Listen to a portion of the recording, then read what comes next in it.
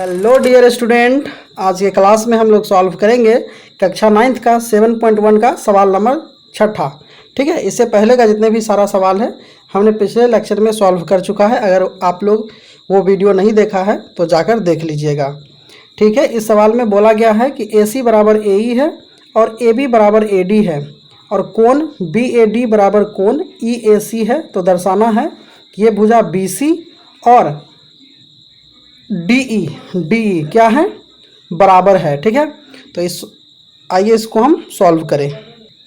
हमने सवाल को कॉपी में नोट कर लिया है और देखिए यहाँ बोला है कि कोण ये जो है और कोण इसके बराबर है और ये भुजा इसके बराबर है और ये भुजा इसके बराबर है। तो हमें प्रूफ करना है कि BC जो है बराबर है किसका, DE का। ठीक है, तो आइए सबसे पहले हम ये त्रिभुज लिखते हैं। यहाँ पे त्रिभुज ABC, ठीक है, ये बड़ा वाला त्रिभुज ABC तथा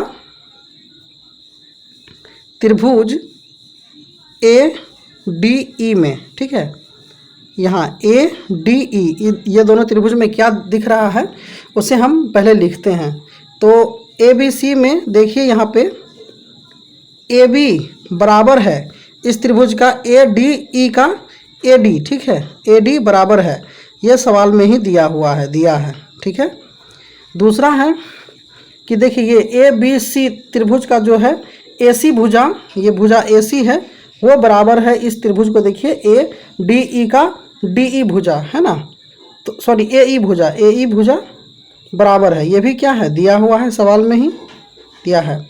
और इस त्रिभुज में ABC, ये पूरे त्रिभुज में और कोण और त्रिभुज ADE में यहाँ हम लोग मान लेते हैं इस सेगमेंट में DAC, यहाँ जो छोटा सा सेगमेंट है इसको मान लेते हैं कि ये x डिग्री का कोण बना रहा। ठीक है, तो अब देखिए ये त्रिभुज ABC वाले सेगमेंट में यहाँ जो कोण BAD जो है ये कोण, इसमें अगर हम x को जोड़ दें तो ये पूरा कोण ये बन जाएगा। ठीक है, यहाँ का पूरा कोण बन जाएगा। ठीक है, और हमको मालूम है कि ये कोण बराबर है और ये x दोनों में जोड़ेंगे। ठीक है, ये इसमें अगर जोड़ेंगे तो इधर का कोण पूरा बनेगा इस त्रिभुज का और इसमें जोड़ेंगे तो ये पूरा कोण बनेगा इस त्रिभुज का।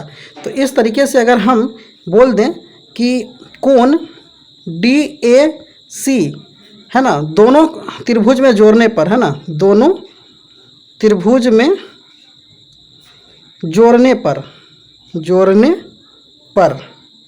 हमें क्या प्राप्त हो रहा है, हमें प्राप्त हो रहा है कोण BAC बराबर कोण DAE।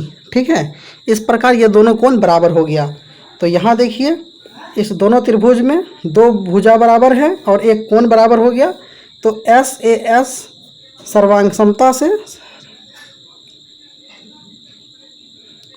समता से क्या होगा, ये दोनों त्रिभुज ABC सर्वांगसम हो जाएंगे त्रिभुज ADE। ठीक है,